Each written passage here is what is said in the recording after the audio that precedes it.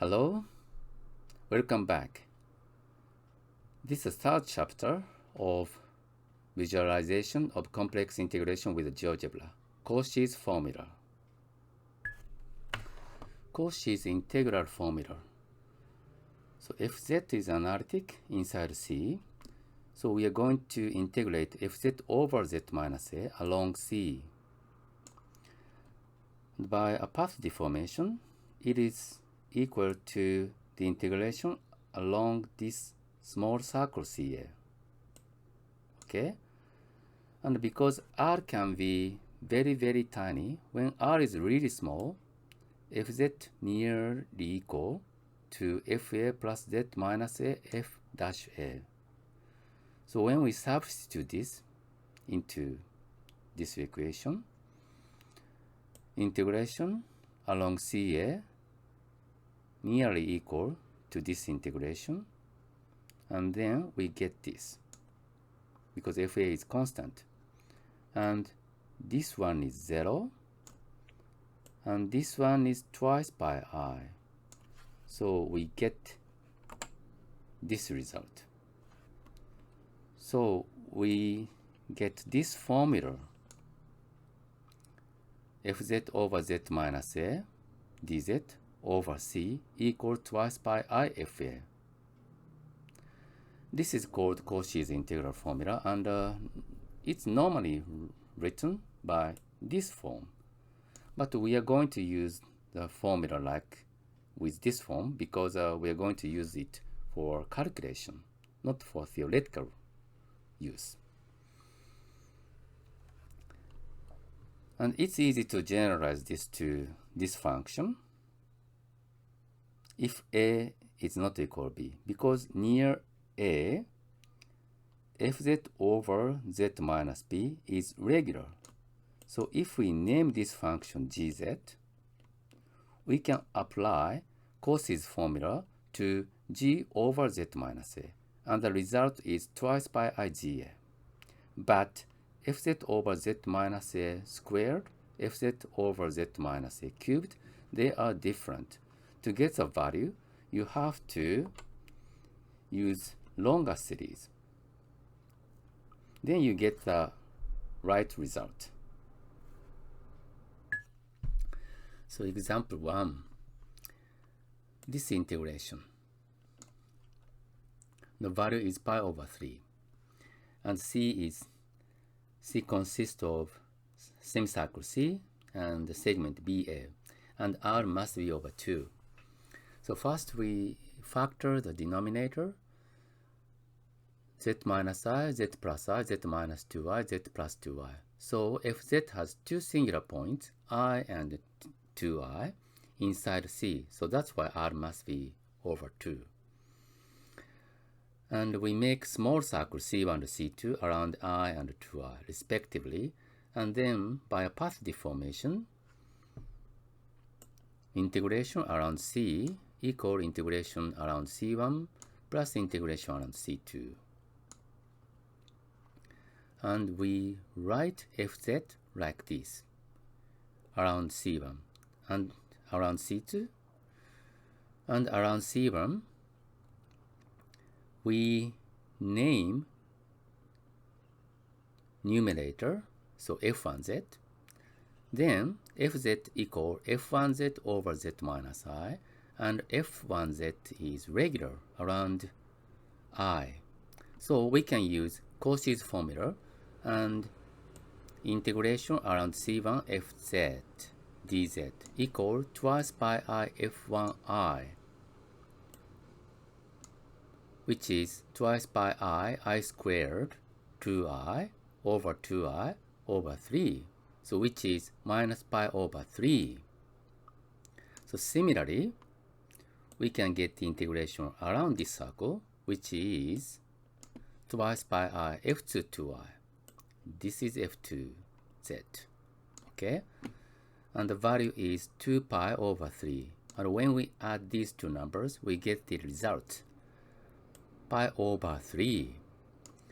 And we check this value later by GeoGebra, so it's better to memorize these two. This one also. this one. This integration leads to another integration. It's a real number function integration. So let's prove this.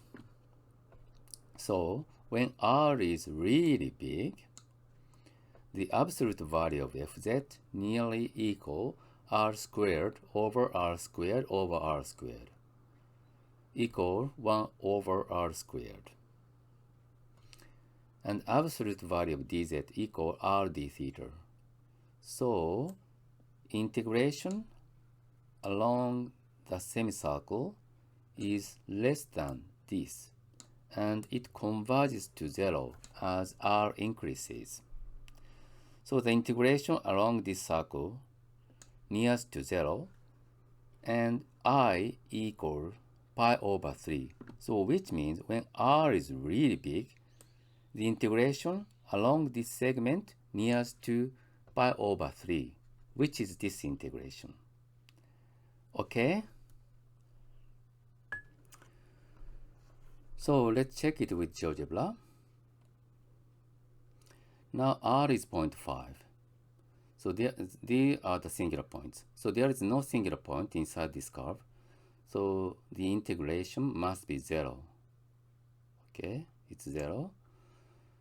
But as we increase r, it gets bigger, but still 0.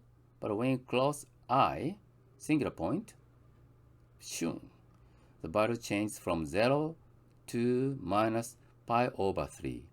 Remember, we calculated the integration along this circle, which was minus pi over 3. And we increase r further. Okay? From minus pi over 3 to pi over 3. And before going further, we'd like to see which part comes from which part. Now z is here, point A, red arrow. See the integration? Okay. Okay. This integration is here, okay? The integration along this semicircle is here, like a cap.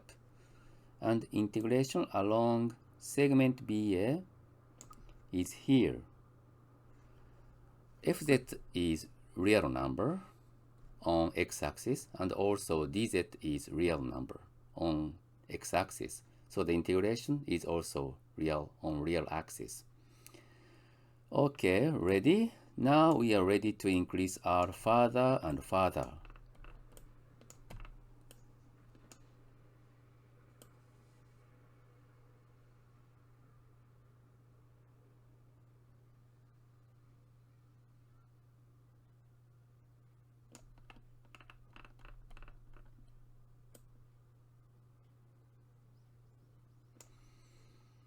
As you can see, the integration along this semicircle nears 0. So integration along this segment from B to A is almost equal to pi over 3. And you can confirm it with GeoGebra. See? Integral fx from minus infinity to infinity equal pi over 3. Now it's confirmed. So before moving to the next example, we'd like to check Euler's formula. For theta xy real number, ei theta equal cosine theta plus I sine theta. To prove this, we use this power series of exponential z. And we substitute I theta to z. Then we get ei theta equal this series, and we separate real part and imaginary part. And this is cosine theta, and this is sine theta. So we get ei theta equal cosine theta plus I sine theta. Next, we are going to check this. So let's check the Euler theory formula. Already slider is made, and we take z1 on y-axis, and we rename it to, we change the name to I theta.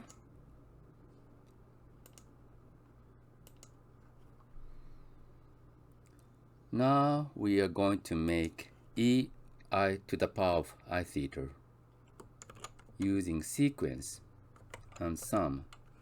Sequence, okay, expression,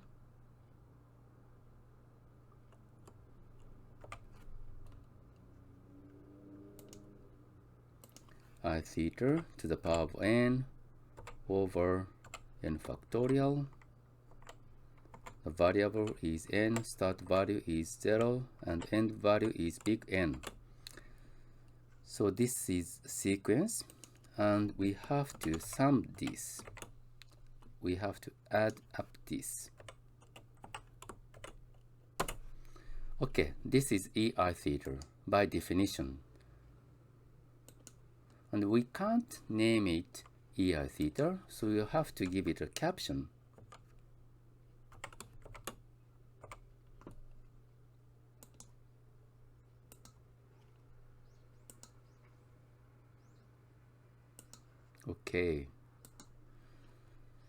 Okay, it's ready. We increase n. Okay, now it's ready. So we'd like to see it is equal to cosine theta plus I sine theta.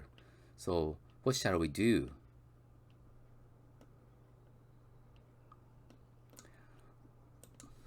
There are many ways to confirm this, but first I'm going to write a unit circle, and it is on the unit circle, so the absolute value is 1.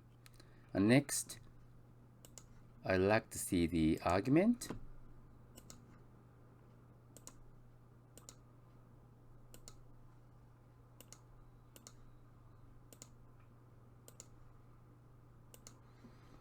Argument is 0.79 radian.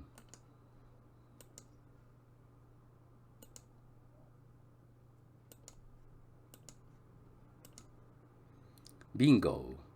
I theta equals 0.79 I, and argument of in I theta equal 0.79 radian. So it is confirmed that ei theta equal cosine theta plus I sine theta.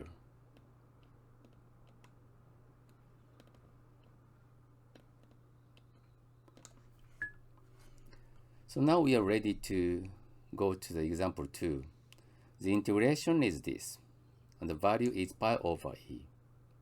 And from this integration, we can get another result.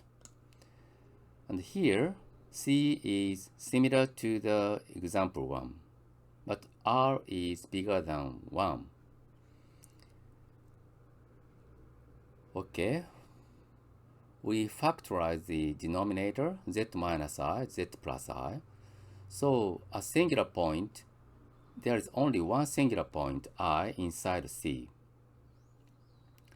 So with the deformation of the path, integration along C equal integration along C1. Tiny circle along I. And we separate Fz to analytic and divergent part. Okay? So Fz equals this one. And we name numerator as F1z. So Fz equals F1z over z minus I, while F1z is regular along C1. So we can use Cauchy's formula, and the result is integration along C1 equal twice by I F1I equal twice by I E inverse over 2I equal pi over e.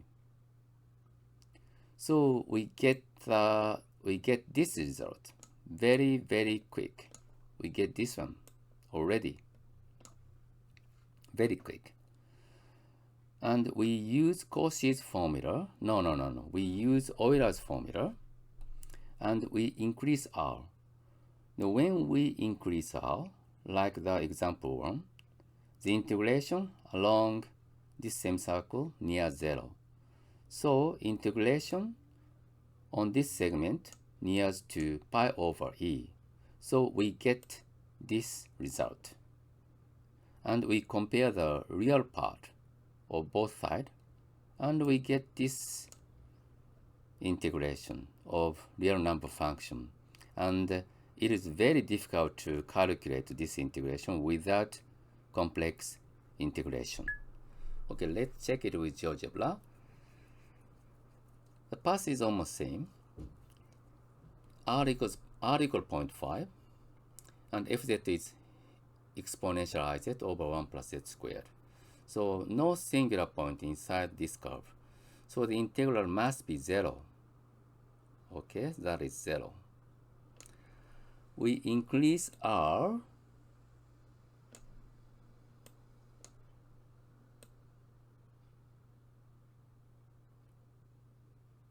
Okay. Now it's 1.16.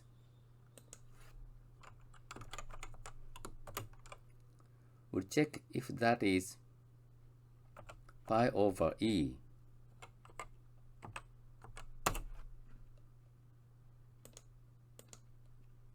Okay, bingo. That's great. And before moving further, we'll check which part comes which. Now z is here. Okay, we'll move back. Okay, can you see the red arrow? Okay, so this part, this integral comes from the integration along this path. And this integration comes from segment BA. And as we increase r, this part gets smaller and smaller. So the integration from b to a nearly equal pi over e. Of course, you can calculate this with GeoGebra too. So this is it. So next time, I'm going to show these two very famous examples. And I write down the links to all of my files, including worksheet, to my website. So if you're interested in, please check. So I'm looking forward to seeing you guys again. Bye-bye.